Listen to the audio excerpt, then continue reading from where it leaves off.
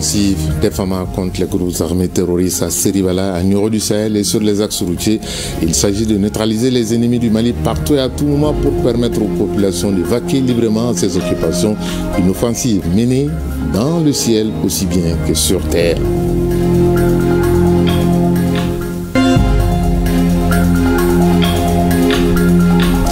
Pour le bien-être des consommateurs, la direction du commerce, de la consommation et de la concurrence du district de Bamako sur le terrain pour une opération coup de poing, opération qui a abouti à la fermeture d'usines clandestines de fabrication de jus qui produisaient en toute illégalité, sans foi ni loi.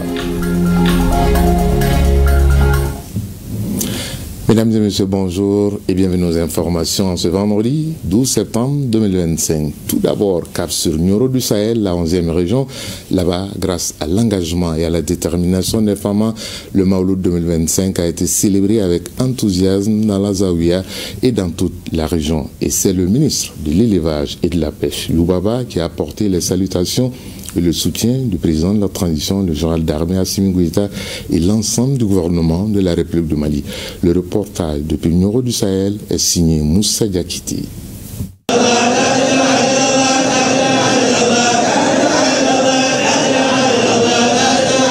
Ils étaient plusieurs centaines de fidèles musulmans venus de tous les coins du Mali et des pays voisins à participer à cette rencontre religieuse appelée Ismouna Biou, ou fête anniversaire du baptême du prophète Mohamed, paix et salut sur lui.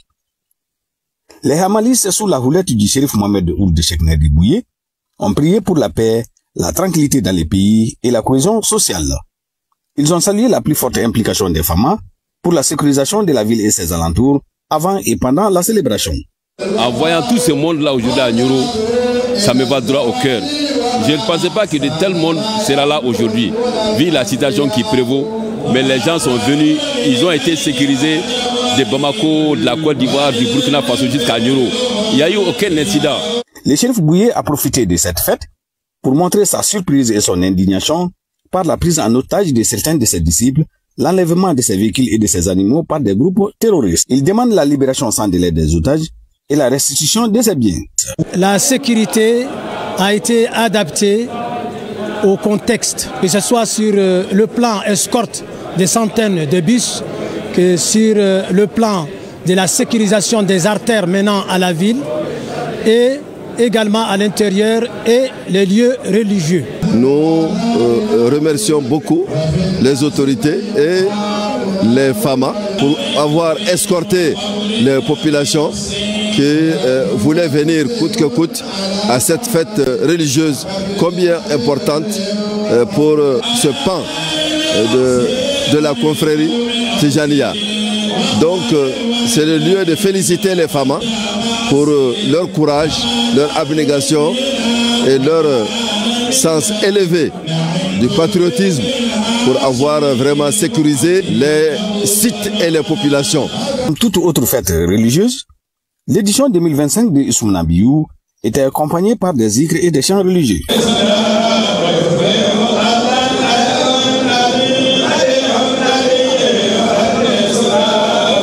Pour ce Mawlud 2025, les femmes n'ont pas été de tout repos. Place à présent la cité des Balanzans à Ségou. Je vous emmène sur les pas du gouverneur de la région qui a sillonné les sites de prêche à l'occasion de ce Mawlud 2025. Les visites des sites suivies par Ramata Konati. En cette célébration du baptême du prophète Mohamed, paix et salut sur lui, les prières, prêches et bénédictions marquent les cœurs et les esprits à Ségou. En communion, les fidèles musulmans saisissent cette rencontre sur la vie et le parcours du prophète Mohamed, paix et salut sur lui, pour implorer Dieu en vue de la paix et de la stabilité au Mali. Situation du pays oblige.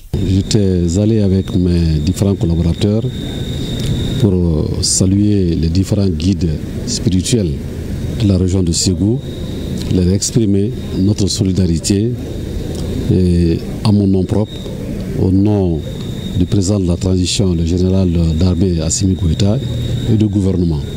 Et je souhaite que cette célébration soit une source de paix, de bonheur et de prospérité pour la région de Ségou et pour l'ensemble de notre pays, le Mali. Sur les 6 sites visités, des prêches sur les valeurs de l'islam que le prophète Mohammed, paix et salut sur lui, a bien incarné durant toute sa vie.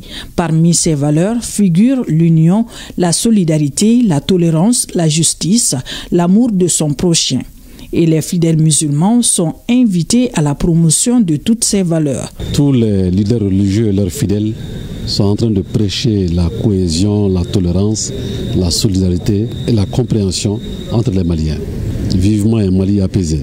Le chef de l'exécutif régional était accompagné d'une forte délégation sur les différents sites de prêche à travers la ville de Ségou. Une visite saluée par les leaders religieux et la population ségovienne.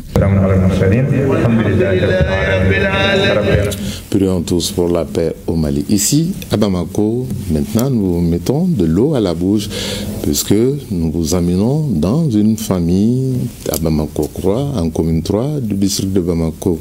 Il est de coutume et depuis de nombreuses années que les familles fondatrices de Bamako préparent et s'envoient des plats pendant la célébration du Mawlud. Parmi ces mets, on retrouve les fameux beignets de mil et de riz. Ces beignets, c'est pour mettre l'eau à la bouche, sont toujours accompagnés par des plats mijotés pour le Mawlud. Comment sont-ils faits? Nous avons suivi le processus dans la famille Touré 6 à Bamako-Koura. Awa Damankoulibali et Yaya Kone nous donnent la recette de ces galettes très prisées pour le Mawlud. Pour obtenir un seul de ces beignets, il faut plus de 24 heures de travail. Suivons ensemble le processus. Dans la famille Touré à Bolibana, en face du boulevard de l'Indépendance, les mets ne s'arrêtent plus. Des dizaines de bassines de farine de mil et de riz attendent d'être tamisées pour y enlever toutes les impuretés. Pour savoir à quoi ces farines vont servir, nous avons attendu le crépuscule. Et c'est dans une cour bien animée qu'on retrouve femmes, filles et garçons autour de grosses marmites, des spatules en bois en main.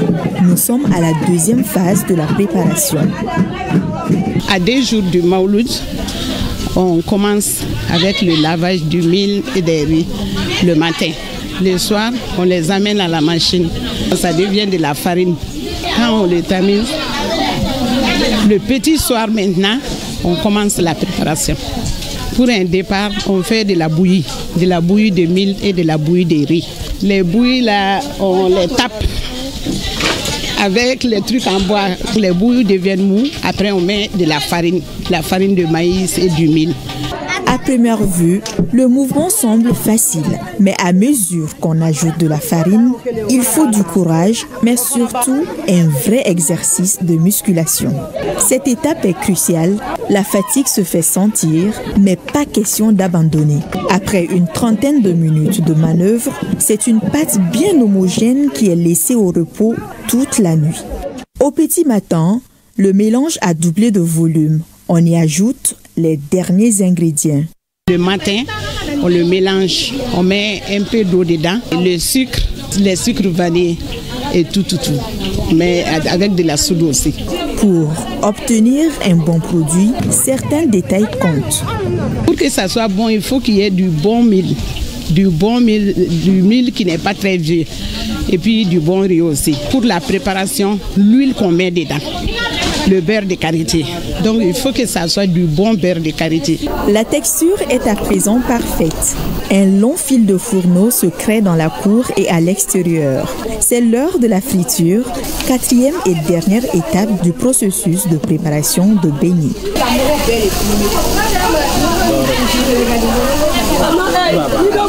Plus qu'un simple respect de tradition ancestrale, ces journées sont les retrouvailles et plus encore, une vraie cohésion sociale. Aujourd'hui, nous sommes réunis en famille avec nos sœurs, nos frères, nos tantes, avec nos voisins. Les gens aussi font les va-et-vient pour venir prendre leur part. Les primo, comme nous, on n'est pas là, on est à l'extérieur. Ça fait longtemps que je n'ai pas participé. Donc c'est impressionnant, c'est surprenant. C'est du boulot. Vraiment, c'est du grand boulot. Ce sont des beignets bien dorés qui sortent des poêles. Les mamans s'occupent de la distribution. Et c'est cela aussi le Mawlud. Et ce Bénin, on en raffole ici à l'ORTM. Ceci dit, Bamako abritera en décembre prochain le forum d'investissement des investisseurs de l'Organisation de la coopération islamique. Le thème de ce rendez-vous de la capitale malienne est « Libérer le potentiel d'investissement de l'Afrique ». L'information a été rendue publique au cours d'une conférence de presse au Centre international des conférences de Bamako. Awadit Makamara a suivi cette conférence. Le forum d'investissement de l'OCI pose pour la première fois ses valises en Afrique et c'est au Mali que cette grande première prend vie. Bamako deviendra donc du 2 au 4 décembre 2025 le théâtre de la première grande rencontre africaine dédiée à l'investissement au sein de l'Organisation de la coopération islamique. Le thème choisi est « Libérer le potentiel d'investissement de l'Afrique ». Durant 3 jours, nous attendons plusieurs centaines de personnes à Bamako. Le forum permettra de développer 4 principales thématiques de travail qui seront déclinées en sous-thématiques. Chaque thématique, il y aura plusieurs sous-thématiques et ces thématiques seront développées à travers des tables rondes, des panels et des sessions de travail interactifs. Ce forum se tiendra ici même à Bamako et constituera une première historique pour notre pays et pour le continent africain. Cet événement d'envergure internationale constitue une opportunité unique pour faire de Bamako la capitale africaine de l'investissement et pour donner une visibilité nouvelle au dynamisme de notre secteur privé. Ce forum représente une opportunité stratégique pour le Mali et les opérateurs économiques. Il ouvre la voie à de nouveaux partenariats, à des financements innovants et à une meilleure intégration dans les réseaux d'investissement internationaux. Ce forum est une opportunité. Les investissements permettront le développement des entreprises nationales. L'Afrique, et plus précisément le Mali, est riche de ses ressources, riche de son capital humain.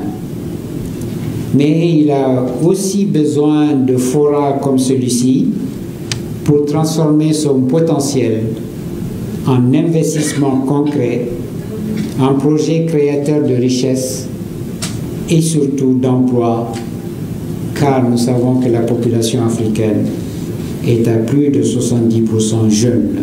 Cette initiative s'aligne avec les objectifs de la vision Malikoura Nietasrar à Bensan, Baflani Bioroni Savama, qui vise à bâtir une économie inclusive, durable et compétitive, portée par l'innovation, la jeunesse et les partenariats stratégiques.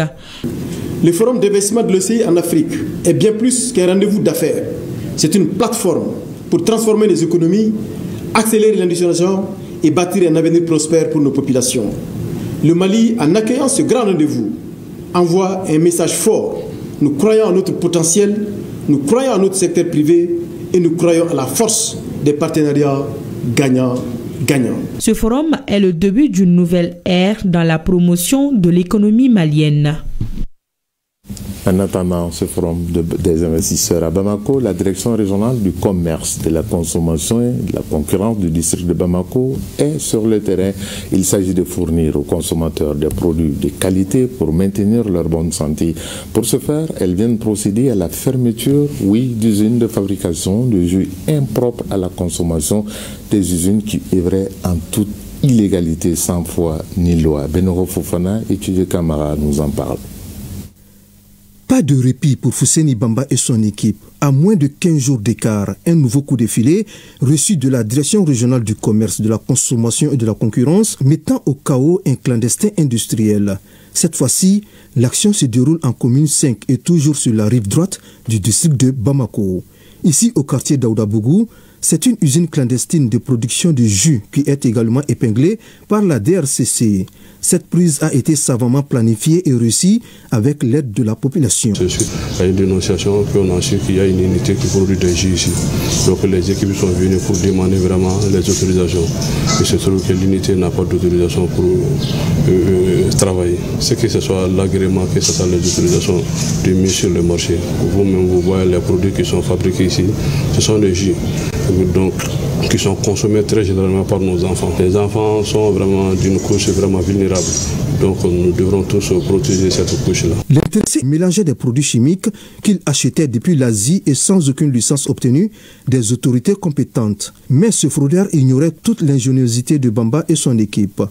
Sous l'impulsion des autorités de la transition et du département en charge, la Direction régionale du commerce, de la consommation et de la concurrence est plus que jamais déterminée à mettre hors d'état de nuire tous les malfrats qui mettent la santé, voire la vie des Maliens en danger. Nous sommes plusieurs acteurs sur un même marché.